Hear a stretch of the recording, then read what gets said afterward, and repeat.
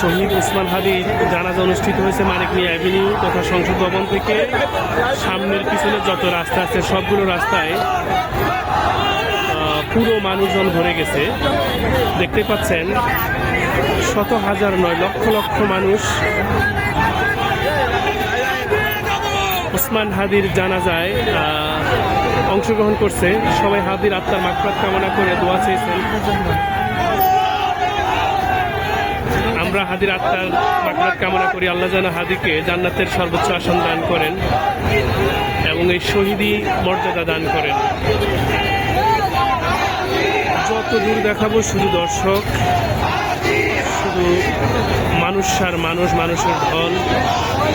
দেখতে পাচ্ছেন কোথাও কোনো একটু খালি নেই। সুবহানাল্লাহ, এত মানুষ।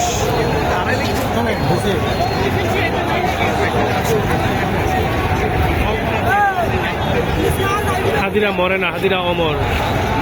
হাদি এই বাংলার হাজার হাজার বছর মানুষের অন্তরে গেঁথে থাকবে। হাদিরা বারবার জন্ম নেয় না, হাদিদেরকে রক্ষা করতে হয়, কিন্তু আমরা পারিনি, আমরা ব্যর্থ হই, হাদিদেরকে রক্ষা করতে পারিনি।